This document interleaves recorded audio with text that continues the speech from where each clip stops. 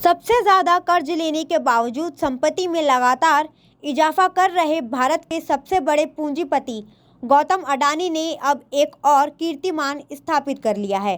Forbes real time billionaire index में गौतम अडानी ने दुनिया के दूसरे सबसे बड़ी पूंजीपति होने का गौरव हासिल किया है।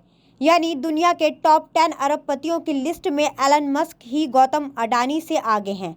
बाकी पूरी दुनिया के अमीर उनसे कई पायदान पीछे रह गए हैं। Forbes real time billionaire index ने जो रिपोर्ट जारी की है उसके अनुसार आज 16 सितंबर के दोपहर तक गौतम अडानी की दौलत में 5.5 अरब डॉलर का इजाफा हुआ था। इसी के साथ वह 155.7 अरब डॉलर की संपत्ति के साथ दुनिया के नंबर 2 पूंजीपति बन चुके हैं। उनके आगे नंबर 1 की पोजीशन पर सिर्फ एलन मस्क हैं, जिनके पास 273.5 अरब डॉलर की संपत्ति है। रिलायंस के चेयरमैन मुकेश अंबानी उनसे काफ़ी पिछड़ चुके हैं। हालांकि वो भी टॉप 10 की लिस्ट में शामिल है, मगर वे 8वें नंबर पर हैं। उनकी कुल संपत्ति 92.6 अरब डॉलर के साथ 8वें नंबर पर बने हुए हैं। बता दें कि अडानी ग्रुप देश में तेजी से कारोबार फैलाने वाला बिजनेस समूह है।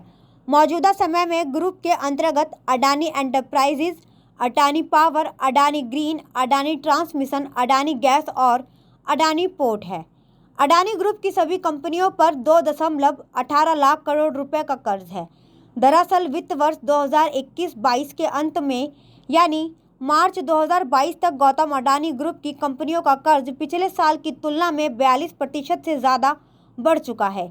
जानकारी के मुताबिक पिछले साल अडानी ग्रुप की सभी कंपनियों पर कुल मिलाकर करीब 1.57 लाख करोड़ रुपए का कर्ज था, लेकिन इस वर्ष अडानी के कर्ज में एक बार फिर से बड़ा उछाल देखा गया है। खास बात यह है कि 2.2 ट्रिलियन का कर्ज जहां मात्र अडानी की कंपनी के पास है, तो वहीं दूसरी ओर बड़ी खबर यह है कि भारत का कुल रिजर्व ही 4.7 ट्रिलियन रुपए का है। इसका सीधा मतलब यह हुआ कि भारत के रिजर्व का लगभग आधा पैसा देश की एक कंपनी के हाथों में गया है। ऐसे में अगर अडानी भारत छोड़कर भाग गए तो देश सड़क पर आ जाएगा, जिसे संभालना मुश्किल ही नहीं बल्कि असंभव हो जाएगा। यानी श्रीलंका से भी ज़्यादा बदतर हालत हमारे देश के भारत के हो जाएंगे। वित्त वर्ष 2021-2022 में अडानी समूह की संयुक्त उधारी 40.5% बढ़कर लगभग 2.21 लाख करोड़ रुपए हो गई। पिछले वित्त वर्ष में यह 1.57 लाख करोड़ रुपए था। द मॉर्निंग कॉन्टेक्स्ट के आंकड़ों के मुताबिक अडानी समूह की कंपनियों में कर्ज में सबसे ज़्यादा वृद्धि इसकी प्रमुख इकाई अडानी एंटरप्राइजेज में दर्ज की गई, जो साल दर साल 155% बढ़कर 2021-2022 में 41,024 करोड़ रुपए हो गई। बड़ा सवाल यह है कि अडानी की दौलत में दिन दुनी और रात चौगुनी वृद्धि आखिर कहां से हो रही है। अडानी समूह को सार्वजनिक हिस्सेदारी से दौलत का बड़ा हिस्सा प्राप्त होता है, जिससे उन्होंने इसकी स्थापना की थी। मार्च 2022 स्टॉक एक्सचेंज फाइलिंग के अनुसार अडानी एंटरप्राइजेज, अडानी पावर और अडानी ट्रांसमिशन में उनके पास 75% हिस्सेदारी है। वह अडानी टोटल गैस का लगभग 37%, अडानी पोर्ट्स और विशेष आर्थिक क्षेत्र का 65% और अडानी ग्रीन एनर्जी का 61% मालिक है। ये कंपनियां सार्वजनिक रूप से कारोबार करती हैं और अहमदाबाद में स्थित हैं।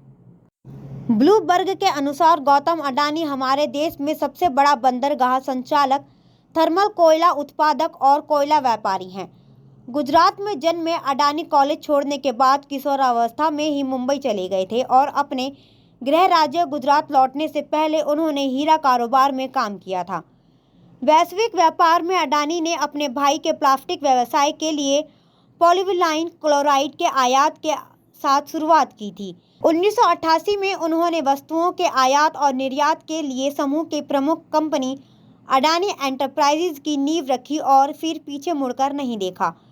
अडानी एंटरप्राइजेज को 1994 में गुजरात सरकार से मुद्रा पोर्ट पर अपने खुद के कार्गो को संभालने के लिए एक बंदरगाह सुविधा स्थापित करने की मंजूरी मिली थी। परियोजना में क्षमता को देखते हुए अडानी ने इसे एक कमर्शियल बंदरगाह में बदलने का निर्णय किया था। इसके अलावा भारत में सबसे बड़ा बंदरगाह बनाने के लिए पूरे भारत में 500 से अधिक जमीन मालिकों के साथ व्यक्तिगत रूप से बातचीत करके रेल और सड़क संपर्क स्थापित की थी। इस क्षेत्र में धाक जमाने के बाद गौतम अडानी ने 2009 में बिजली उत्पादन के क्षेत्र में एंट्री की थी। मुद्रा पोर्ट की वेबसाइट की माने तो 1997 में डाकुओं द्वारा अरबपति अडानी को फिरौती के लिए अगवा कर लिया गया था। जब आतंकियों ने मुंबई पर हमला किया था, उस समय तो अडानी ताज होटल में बंधकों के बीच बंधे हुए थे।